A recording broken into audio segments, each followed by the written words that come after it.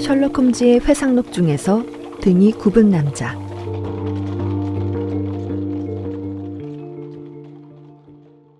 결혼하고 몇 달이 지난 어느 여름날, 나는 난로 옆에 앉아 마지막 파이프 담배를 입에 물고 소설책을 읽으려 했지만 졸음을 이기지 못하고 꾸벅꾸벅 졸고 있었다. 그날은 몹시 피곤한 하루였다. 아내는 벌써 위층 침실로 들어갔으며 조금 전 현관문을 잠그는 소리가 들린 것으로 보아 하인들도 지금쯤 잠자리에 들었을 것이다. 나는 자리에서 일어나 파이프에 재를 털고 있는데 갑자기 초인종 소리가 들렸다. 시계를 보니 11시 45분이었다. 이렇게 늦은 시간에 손님이 올 리 없으니 그렇다면 환자임이 틀림없다. 어쩌면 오늘 밤을 새야 할지도 모른다. 나는 얼굴을 찡그리며 복도로 나가 현관문을 열었다. 그런데 놀랍게도 문 앞에 서 있는 사람은 셜록 홈즈였다. 아, 왓슨. 자는데 깨운 건 아니겠지? 이게 웬일인가? 어서 들어오게. 놀랬나 보군. 그럴 만도 하지. 그런데 환자가 아니라서 다행이라는 표정인데. 자네는 결혼하기 전 피우던 아카디아 담배를 여전히 즐기고 있군. 윗옷에 솜털 같은 담뱃재가 묻어있는 걸 보니 말이야. 누구라도 자네가 군인이었다는 사실을 금방 눈치챌 걸세. 그렇게 소매 안에 손수건을 넣고 다닌다면 말이야. 그건 그렇고 오늘 밤 재워줄 수 있겠나? 물론이지. 집에 손님용 방이 있다고 들었는데 모자걸이에 신사용 모자가 없는 걸 보니 찾아온 손님이 없는 모양이군. 자고 간다면 나야 언제든 환영이지. 고맙군. 그럼 오늘 밤 신세를 좀 지겠네. 최근 공사하는 기사가 다녀간 모양이군. 설마 배수구에 문제가 있는 건 아니겠지? 그건 아니고 가스관이 고장이 났어. 아, 그렇군. 리놀륨 바닥에 수리기사의 구두에 박은 징 2개의 흔적이 보였거든. 저녁은 워털루에서 먹고 왔으니 괜찮다면 파이프 담배나 함께 피우세. 나는 홈즈에게 담배를 건네주었고 홈즈는 내 맞은편에 앉아 한동안 말없이 담배를 피웠다. 중요한 일이 아니라면 이 시간에 홈즈가 찾아올 리 없다는 것을 알기에 나는 그가 입을 열 때까지 참을성 있게 기다렸다. 요즘 바쁜 것 같군. 홈즈는 날카로운 시선으로 나를 바라보았다. 맞아. 정신없이 바쁜 하루를 보냈네. 바보 같은 질문이지만 내가 바쁘다는 건 어떻게 알았나? 전혀 알 수가 없네.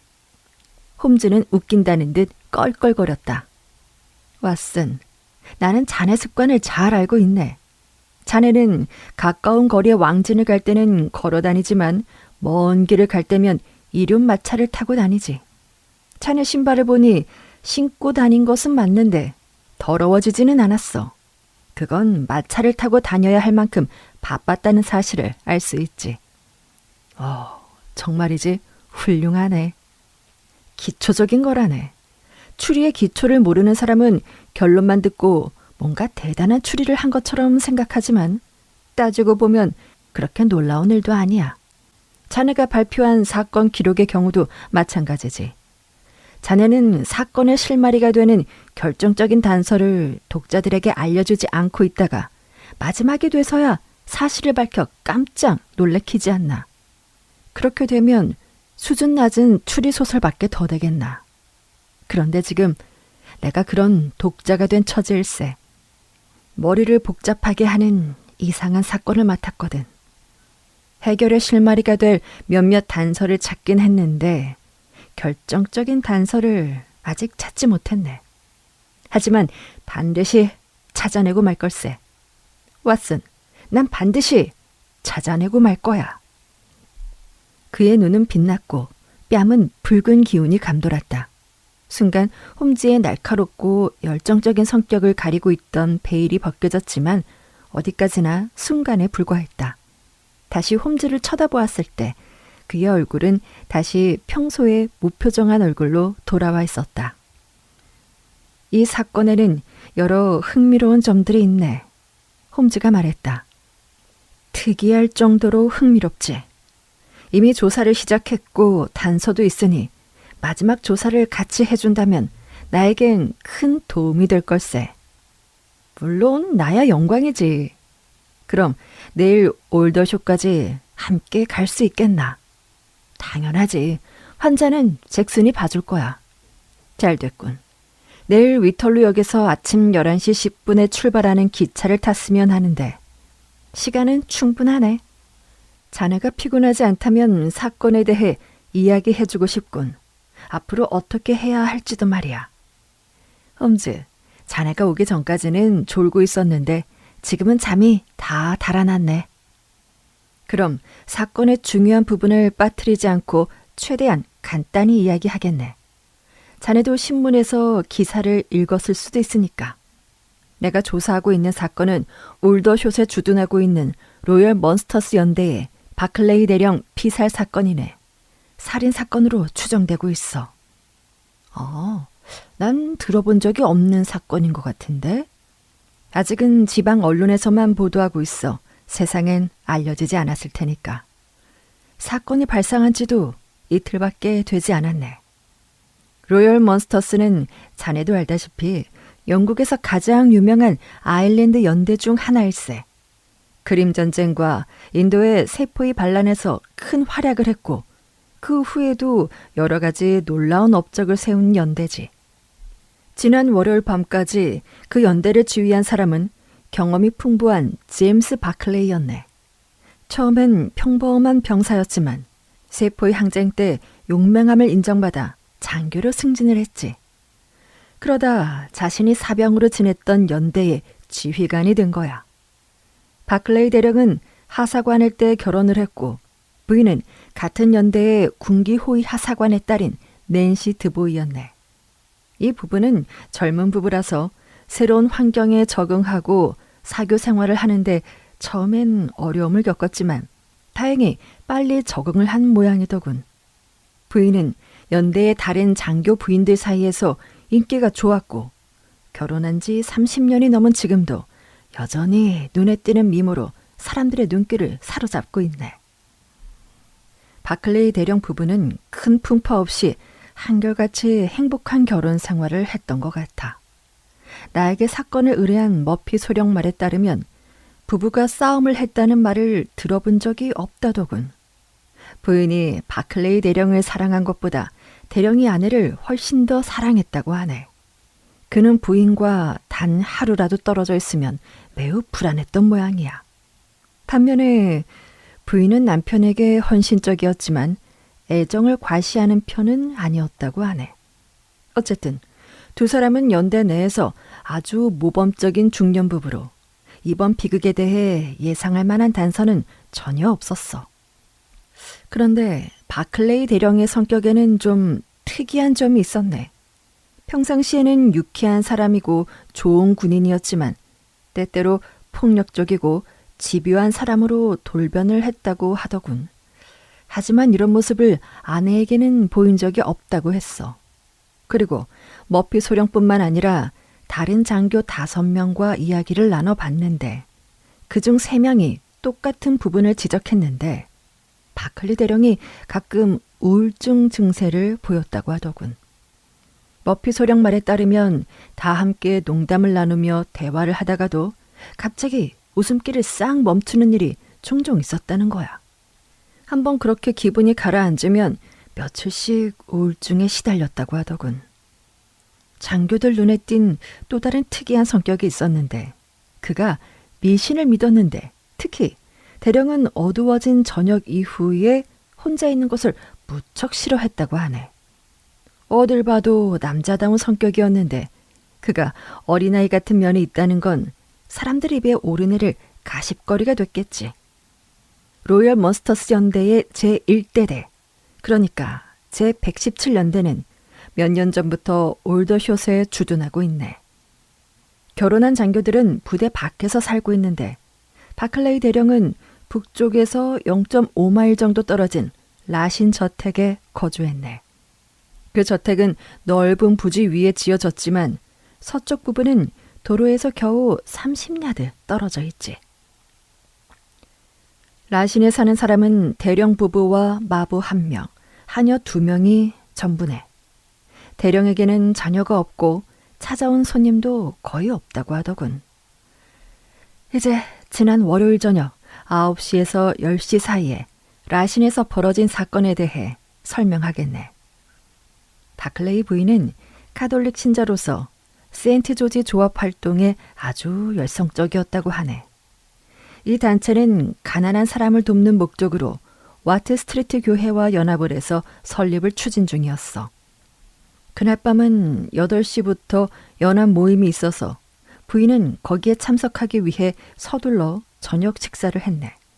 부인은 집을 나서기 전에 평소처럼 금방 돌아올 거라고 외출 인사를 했지. 마부가 부인이 대령에게 그렇게 말하는 것을 들었다고 증언했네. 그리고서 부인은 옆집에 사는 모리슨 양을 불러 함께 모임에 참석했지. 모임은 40분 동안 계속됐고 9시 15분에 바클레이 부인은 모리슨 양을 문 앞까지 데려다주고 집으로 돌아왔네. 라신 저택에는 주로 낮에만 사용하는 방이 있는데 그 방은 도로와 마주보고 있고 양쪽으로 열리는 유리문이 설치되어 있어 그 문을 통해서 잔디밭을 드나들 수 있게 되어 있지. 유리문과 연결된 잔디밭과 도로 사이는 약 30야드 정도 되고 잔디밭과 도로 사이는 낮은 철제 난간이 설치가 되어 있어. 그날 밤 집에 돌아온 부인은 현관이 아니라 이 유리문을 통해서 집으로 들어왔네. 밤에는 그 방을 거의 쓰지 않으니까. 아직 커튼을 내리지도 않은 상태였지만 바클레이 부인은 직접 램프를 켜고 벨을 눌러 하녀 제인 스튜어트에게 차를 가져다 달라고 부탁했어. 평소 부인의 행동과는 어딘지 모르게 좀 달랐네. 어쨌든 식당에 앉아있던 대령은 부인이 돌아왔다는 소식을 듣고 부인이 있는 방으로 갔네. 마부가 복도를 가로질러 그 방으로 들어가는 모습을 보았다고 하더군. 그것이 대령의 마지막 모습이었어. 10분 후 하녀가 차를 가지고 들어갔지. 하지만 문 가까이 갔을 때 주인과 여주인이 심하게 말다툼하는 소리에 하녀는 깜짝 놀랐네. 노크를 해도 대답이 없고 손잡이를 돌렸지만 안에서 잠겨있어 문은 열리지 않았어. 하녀는 서둘러 다른 사람들에게 이 사실을 알리기 위해 달려갔고 마부와 다른 하녀도 방으로 달려왔는데 그때까지도 부부의 말다툼 소리가 들렸다고 하더군. 세 사람 모두 싸우는 소리는 분명 부부가 맞고 다른 사람의 목소리는 들리지 않았다고 했네. 바클레이 대령은 목소리가 낮고 조용히 말했기 때문에 뭐라고 하는지 알아들을 수가 없었고 부인은 언성을 높여 말했기에 무슨 말을 하는지 또렷하게 들렸지. 특히 부인은 이 겁쟁이라는 말을 반복했다고 하네.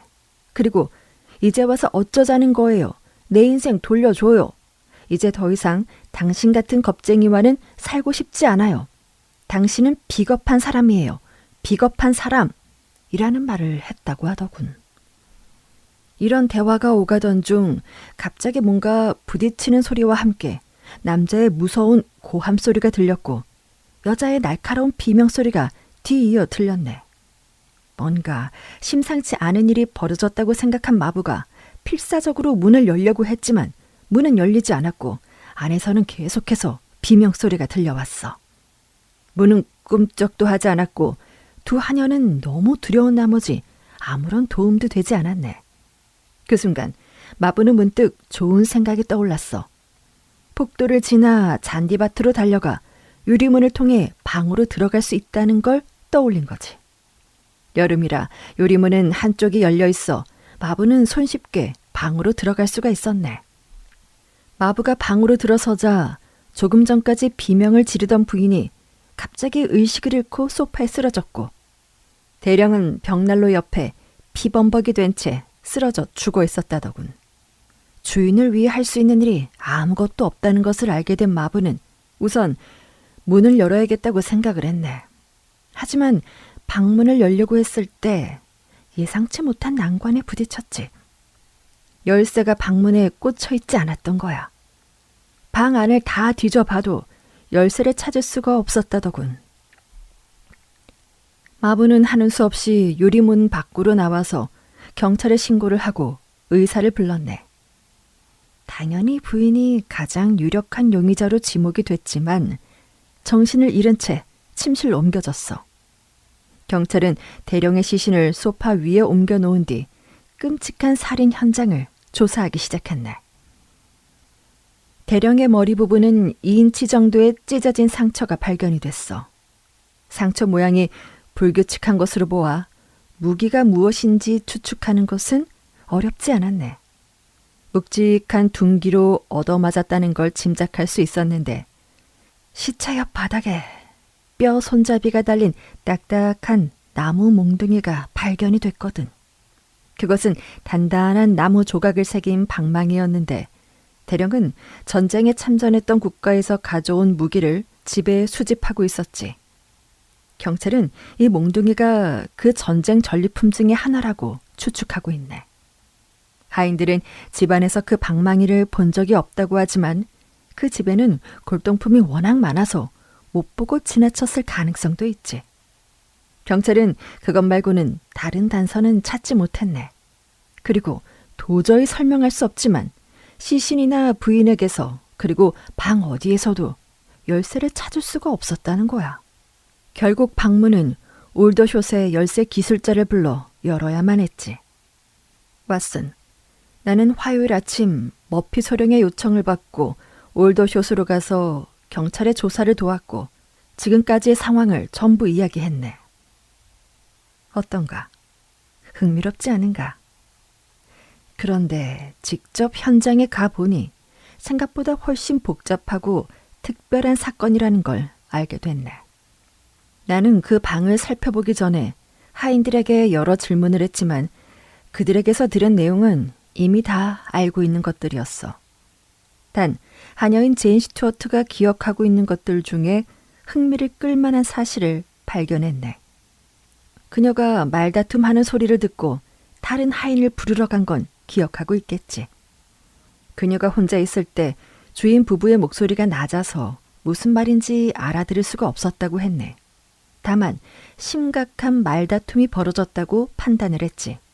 그런데 내가 집요하게 물어보자 부인이 데이비드라는 이름을 2번 말했다고 기억을 해냈네.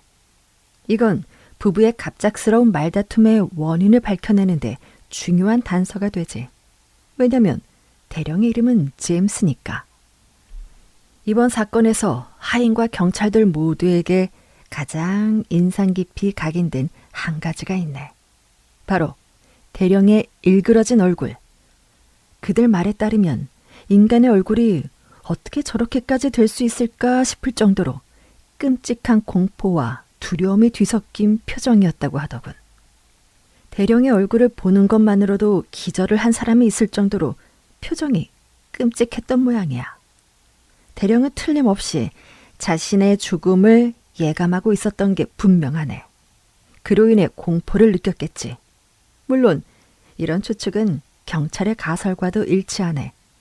경찰은 부인이 대령을 살해했다고 판단하고 있으니 아내가 자신을 죽이려 공격하는 모습을 보고 그런 끔찍한 표정을 하고 죽었다는 설명도 가능할 테지.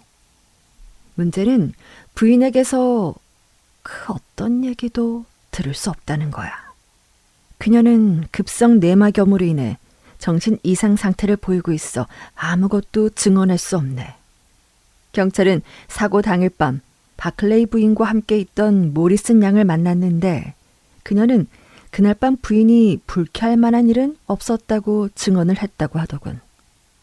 왓슨, 나는 이런 사실들을 수집한 후 파이프 담배를 피우면서 중요한 단서와 그렇지 않은 단서를 나눠봤지. 이 사건에서 가장 특이한 점은 열쇠가 흔적도 없이 사라졌다는 거야. 방 안을 샅샅이 찾아봤지만 열쇠는 찾을 수가 없었어. 그러니 열쇠는 분명히 누군가에 의해 방 밖으로 옮겨졌을 걸세. 분명한 건 대령과 부인이 가지고 나갔을 리는 없다는 거지. 그렇다면 틀림없이 제3자의 인물이 방에 들어왔을 걸세. 제3자가 들어올 수 있는 문은 유리문뿐이었어. 내 생각엔 그 방과 잔디밭을 자세히 살펴보면 제3자의 흔적을 발견할 수 있을 것 같았지. 자네는 내 수사 방법을 잘 알고 있지 않나. 내가 알고 있는 방법들을 총동원해서 조사를 해본 결과 수상한 발자국 하나를 발견했네. 하지만 내가 기대했던 것과는 달랐어. 우선 그 방에 들어왔던 제3자는 남자였네. 그는 도로에서 잔디밭을 가로질러 그 방으로 들어왔지. 선명하게 남은 5개의 발자국을 확인할 수 있었네. 첫 번째는 도로에서, 두 번째는 잔디밭에서, 나머지 2개는 열린 창문에 놓은 더러운 발판에서 찾았네. 발가락이 발 뒤꿈치보다 훨씬 더 깊었으니 그 남자는 잔디밭을 뛰어갔던 게 확실하네. 하지만 내가 놀란 건 그 사내의 발자국 때문이 아니었어. 놀라운 건 그자와 함께 온 동행자였네. 동행이 있었다고? 홈즈는 주머니에서 커다란 종이를 꺼내 무릎 위에 조심스럽게 펼쳐놓으며 물었다. 이게 뭘로 보이나? 종이에는 작은 동물의 발자국이 찍혀 있었다. 5개의 발가락과 기다란 발톱이 달렸는데 크기는 디저트 숟가락 정도 되어 보였다. 개발자국 같은데? 커튼을 타고 기어 올라가는 개의 이야기를 들어본 적이 있나? 이 녀석이 커튼을 타고 올라간 흔적이 발견됐네. 그럼 원숭인가? 원숭이도 아니네. 그럼 뭔가? 개도 고양이도 원숭이도 아니야. 우리에게 친숙한 동물은 아니네. 발자국 크기와 모양으로 어떤 짐승일지 생각해 보았지. 여기에 있는 건 녀석이 움직이지 않고 가만히 있을 때 생긴 4개의 발자국이야. 앞발자국에서 뒷발자국까지 길이가 15인치 정도 될 수 있다는 걸 알 수 있지. 여기에 목과 머리의 길이를 더하면 2피트 이상은 될 걸세. 꼬리가 있다면 더 긴 녀석일 테지. 그런데 여기를 좀 보게. 이 녀석이 움직일 때의 보폭을 알 수 있어. 보폭은 3인치에 불과하네. 다시 말해 몸은 길고 다리는 매우 짧은 짐승이라는 결론이 나오지.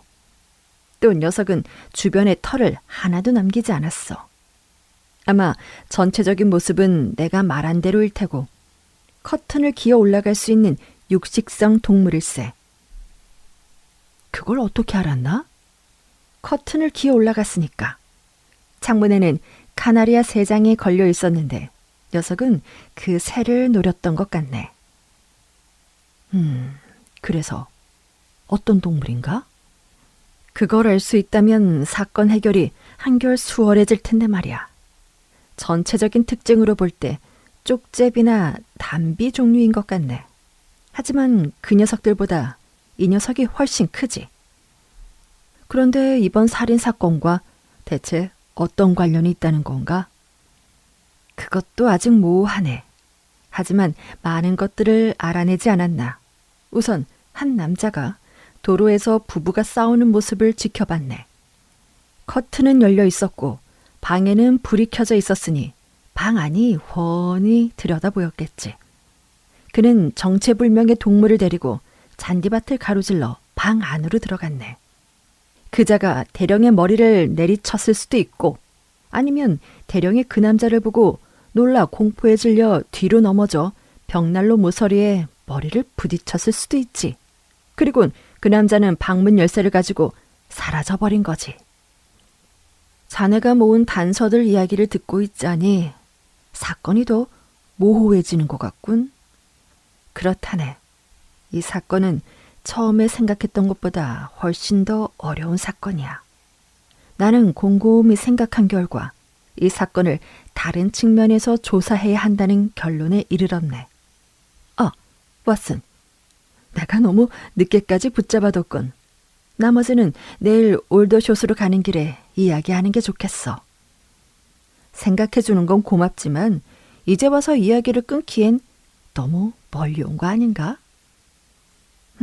좋아. 바클레이 부인은 저녁 7시 반에 집을 나가기 전까지 남편과 문제가 없었던 것은 확실하네. 앞서 말한 대로 대놓고 애정 표현을 하는 사람은 아니지만 마부가 대령과 사이좋게 이야기하는 것을 들었으니까. 그런데 부인은 집에 들어오자마자 현관이 아닌 남편의 얼굴을 보지 않아도 되는 그 방으로 들어갔네. 그리고는 흥분한 여인들이 그렇듯 하녀에게 차를 가져오라고 시켰지.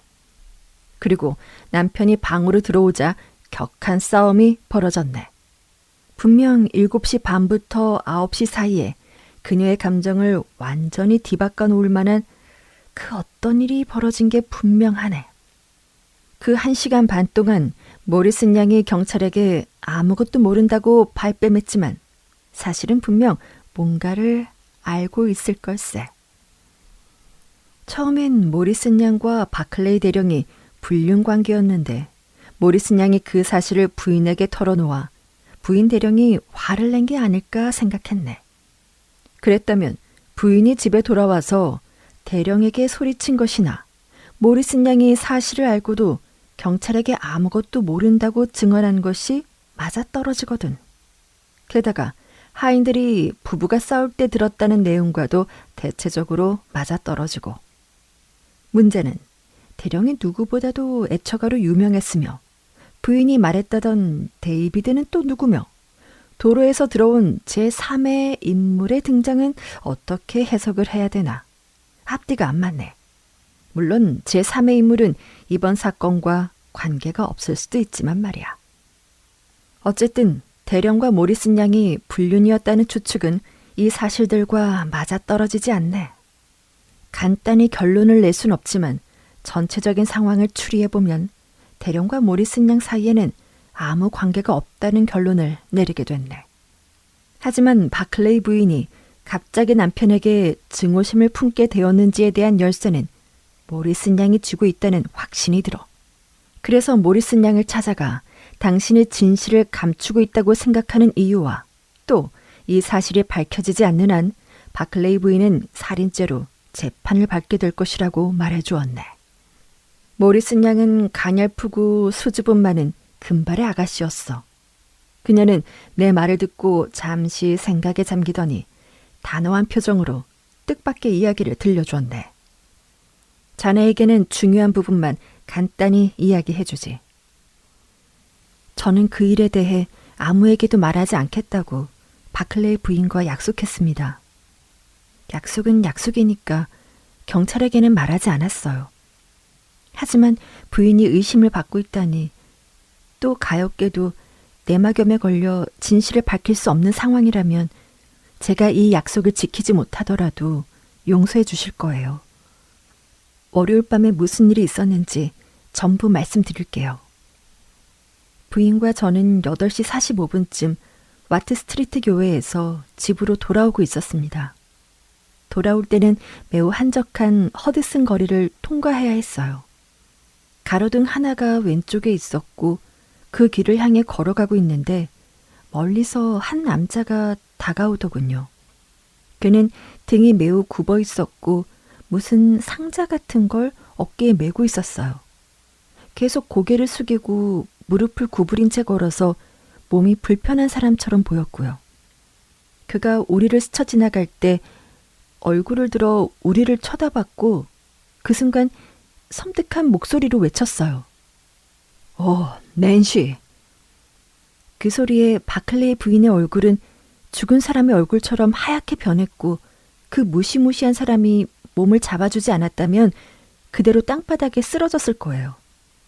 경찰을 부르려 했지만 부인은 놀랍게도 그 남자에게 정중한 말투로 말해서 깜짝 놀랐어요. 30년 전에 죽은 줄 알았어요, 헨리. 하지만 부인의 목소리는 떨리고 있었죠. 죽은 거나 다름없었어. 그 남자는 섬뜩한 목소리로 말했어요. 그는 아주 어둡고 무서운 얼굴을 하고 있었는데 얼마나 무서웠든지 그의 시커먼 얼굴과 번뜩이는 눈빛이 꿈에 나타날 정도였으니까요. 머리카락과 수염은 희끗희끗했고 얼굴은 온통 주름으로 가득해서 시든 사과와 같았어요. 바클레이 부인이 제게 말했죠. 이 사람과 이야기를 나누고 싶으니까 먼저 가요. 걱정하지 말고요. 부인은 담대하게 말하려 했지만 여전히 얼굴은 창백했고 떨리는 입술 때문에 말이 제대로 나오지 않는 듯했어요. 저는 부인의 말대로 조금 떨어져 있었죠. 두 사람은 한동안 이야기를 나눴습니다. 잠시 후 부인이 뒤따라왔는데 눈빛이 예사롭지 않았어요. 몸이 불편해 보이는 그 사람은 화가 난 듯 가로등 옆에 서서 주먹을 화공에 휘두르고 있었고요. 우리 집에 도착할 때까지 그녀는 한마디도 하지 않았는데 헤어질 때가 돼서야 제 손을 잡고 이 일은 아무에게도 말하지 말아달라고 부탁했어요. 아까 그 사람은 오래전 알던 사람이에요. 부인은 그렇게 말하더군요. 제가 부인에게 아무에게도 말하지 않겠다고 약속했을 때 그녀는 제게 키스해줬어요. 그 후론 그녀를 본 적이 없습니다. 모든 사실을 말씀드렸어요. 경찰에게 말하지 않은 이유는 부인에게 그런 위험이 닥친 줄 몰랐기 때문이에요. 제가 말씀드린 사실이 부인에게 도움이 될 수 있으면 좋겠네요. 왓슨, 모리슨 양이 들려준 이야기는 그 정도라네. 짐작하겠지만 그 이야기를 듣고 나니 어두운 밤에 광명이 비치는 것 같았지. 연결성이 없어 보이던 이야기들이 곧 제자리를 찾기 시작했고 전체적인 사건의 윤곽을 잡을 수 있었네. 그 다음 단계는 바클레이 부인을 그토록 놀라게 한 그 문제의 남자를 찾아 나서는 거였네. 그가 아직 올더숏에 남아있다면 찾는 건 별로 어렵지 않은 일이었네. 올더숏은 인구가 많지 않아서 몸이 불편한 사람이라면 사람들의 시선을 끌었을 테지. 나는 하루 종일 그 남자를 찾아 헤매다 오늘 밤 그 남자를 찾았네. 이름은 할리우드인데 여자들과 만났던 허디슨가에서 하숙을 하고 있었어. 거기 온 지는 닷새 정도 되었다더군. 나는 선거인 명단을 작성하는 것처럼 꾸미고 그 하숙집을 찾아가 주인집 아주머니에게 아주 흥미로운 이야기를 들었네. 그의 직업은 마술사 겸 고개사라고 하더군. 밤이 되면 병사들이 드나드는 술집을 돌아다니며 간단한 마술쇼를 펼친다고 하고 동물을 상자에 넣어가지고 다니는데 아주머니는 생전 처음 보는 동물이라 무서웠다고 하더군. 아주 끔찍하게 생긴 동물인 모양이야. 그 짐승을 데리고 무슨 마술을 한다더라고.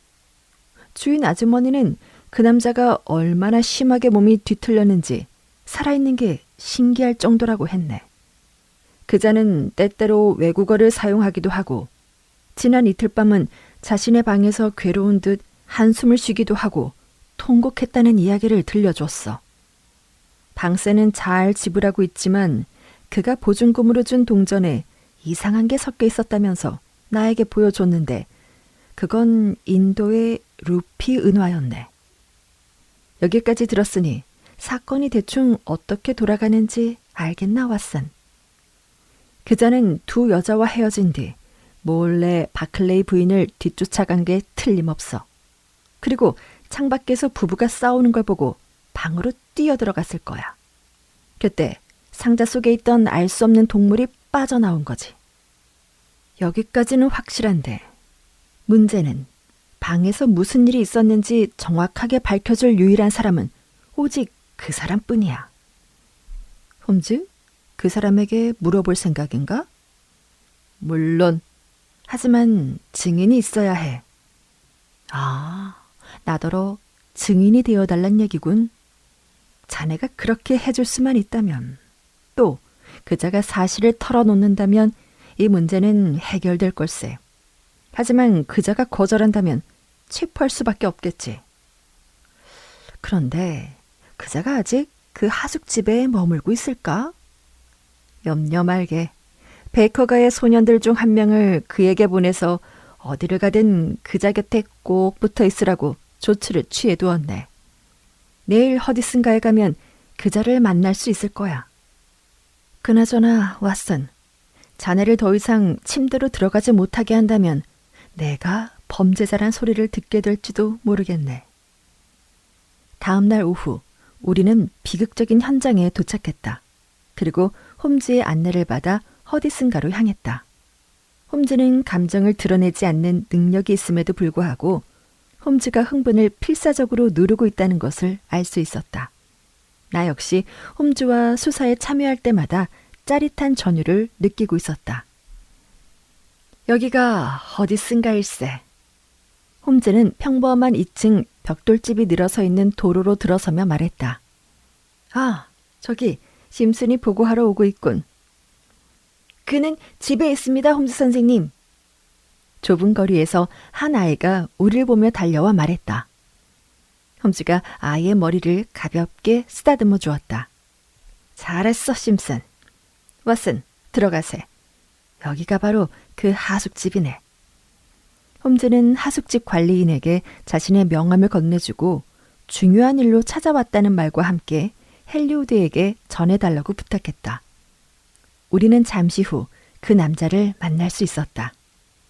따뜻한 날씨임에도 불구하고 그는 난로 옆에 웅크리고 앉아 있었고 좁은 방은 오븐속처럼 후끈거렸다. 의자에 웅크리고 앉아있는 남자는 말로 형용할 수 없을 정도로 몸이 뒤틀리고 쪼그라들어 있었다.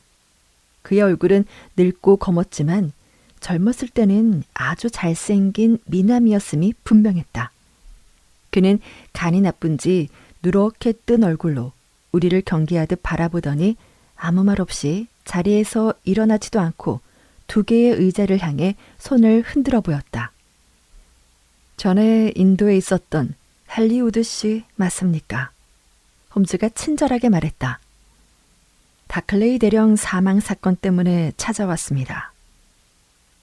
제가 그 사건과 무슨 관련이 있다고 그러십니까? 그 부분을 확인하고 싶습니다.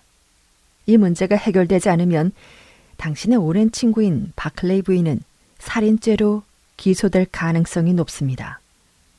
남자가 심하게 몸을 떨었다. 누구신지 모르겠지만 그 사실을 어떻게 알고 온 거요? 그리고 당신이 나에게 한 말이 진실이라는 걸 맹세할 수 있습니까? 맹세합니다. 부인이 정신을 차리면 곧바로 체포될 겁니다. 맙소사, 당신들 경찰입니까? 아닙니다. 그럼 이 사건이 당신들과 무슨 상관이 있다는 겁니까? 정의가 실현되는 것은 모든 사람들이 원하는 것이니까요. 확실하게 말해두는데 그녀는 아무 죄가 없습니다. 그럼 당신이 범인이군요. 아닙니다. 나는 아닙니다. 그럼 누가 바클레이 대령을 죽였습니까? 신의 뜻입니다. 하지만 이것만은 명심하셔야 할 겁니다.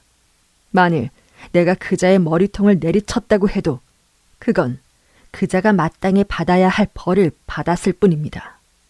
만일 그자가 자신의 죄를 깨닫고도 목숨을 잃지 않았다면 내가 그자를 응징했을 겁니다. 어찌된 일인지 알고 싶습니까? 좋습니다. 굳이 감춰야 할 이유도 없으니까요. 내가 부끄러워할 일은 하나도 없단 말입니다.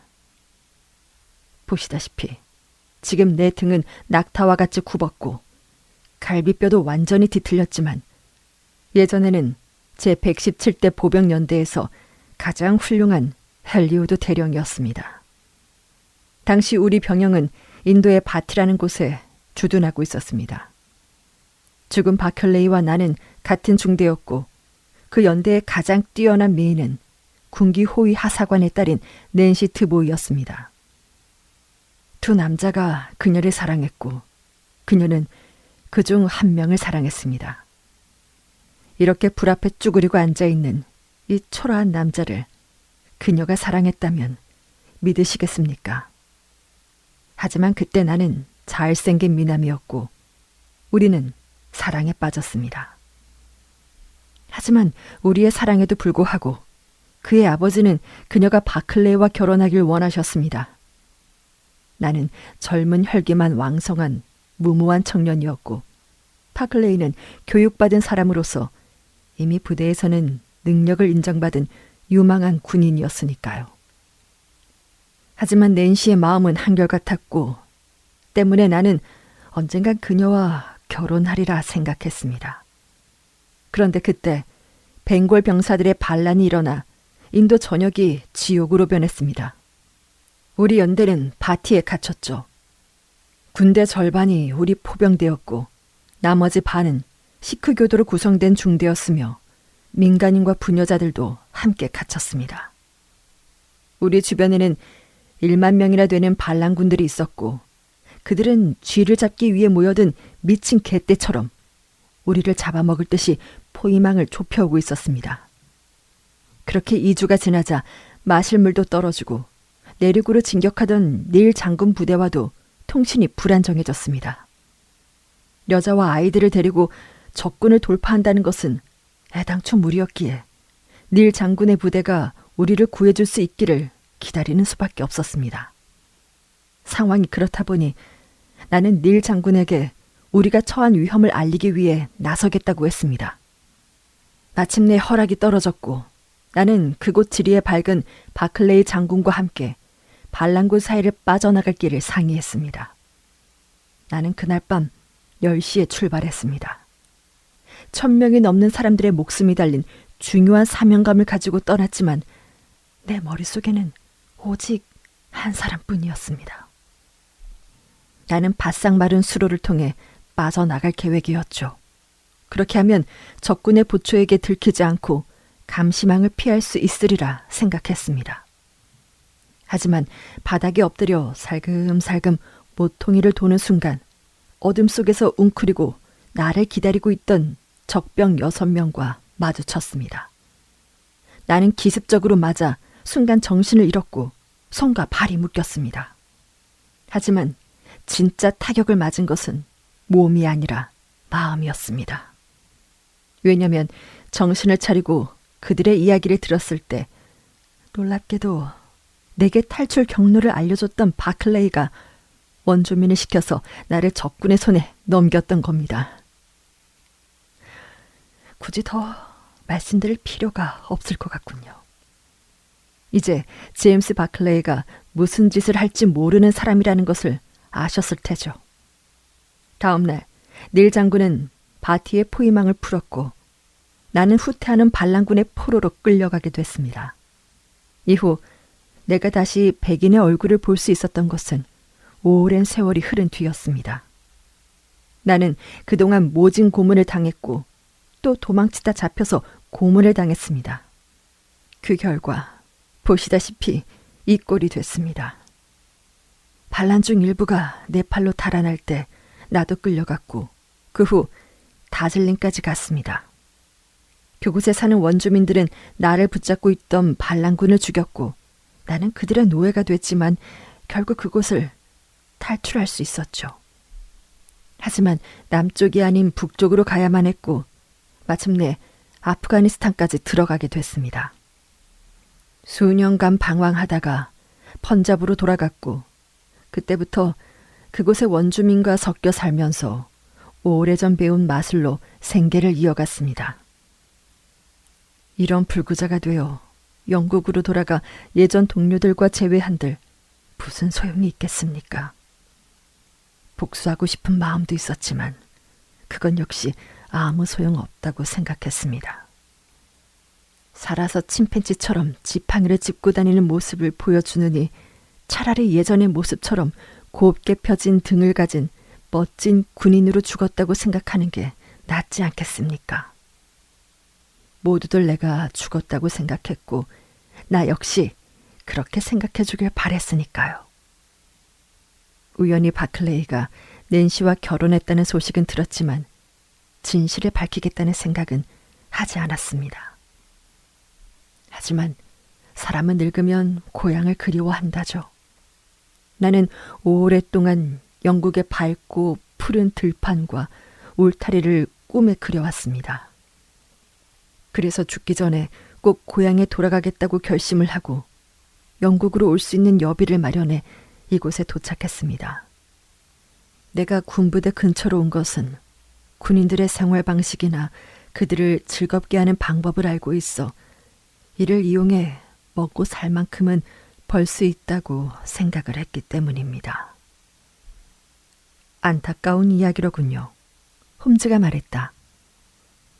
저는 엊그제 당신과 바클레이 부인이 만났다는 사실을 알고 있습니다.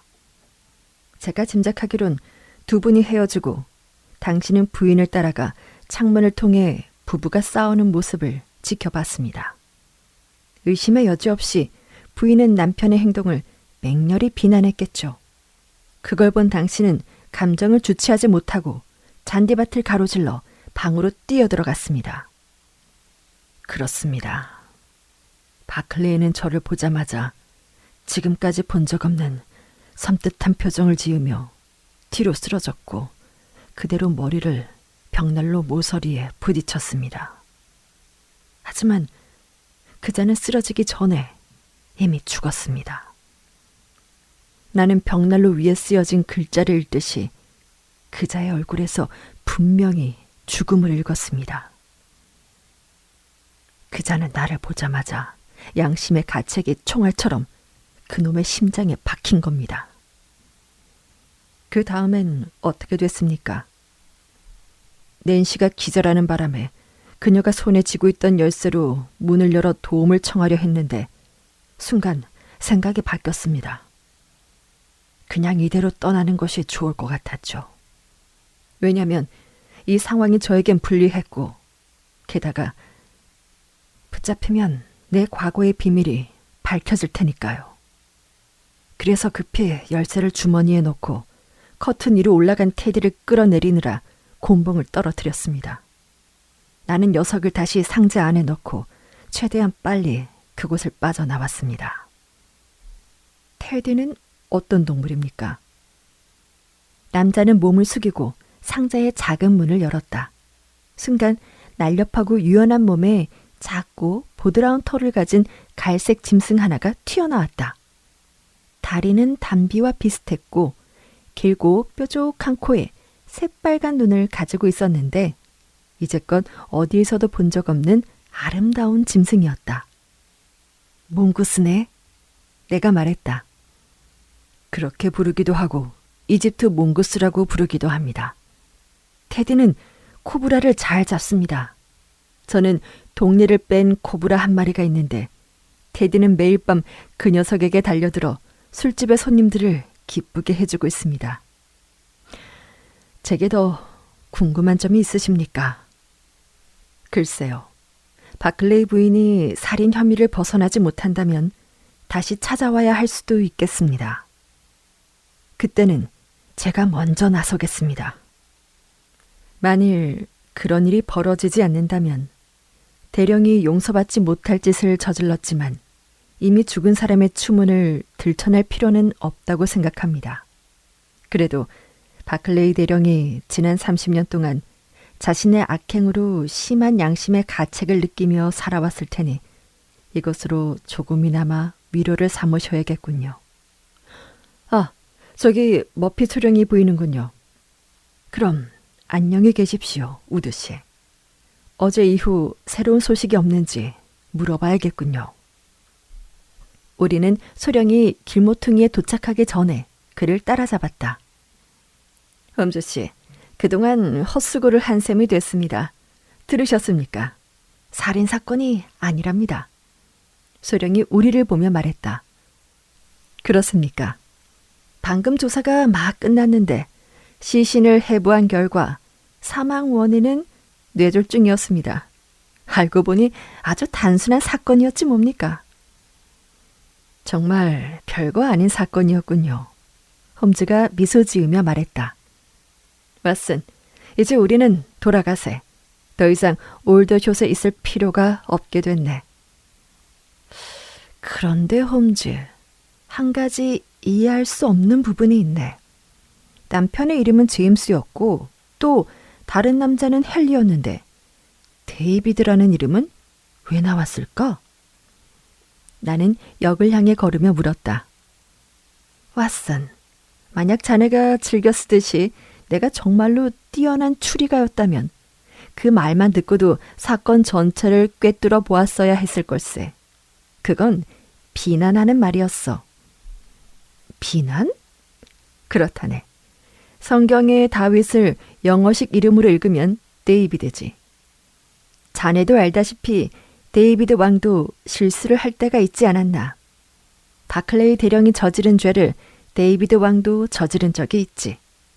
우리아의 아내 바세바를 취하고 싶어 그의 남편 우리아를 위험한 전쟁터로 내몰아 죽게 하지 않았나. 그 내용을 속속들이 기억하지는 못하지만 틀림없이 사무엘 상행과 사무엘 하에 그 이야기가 나올 걸세.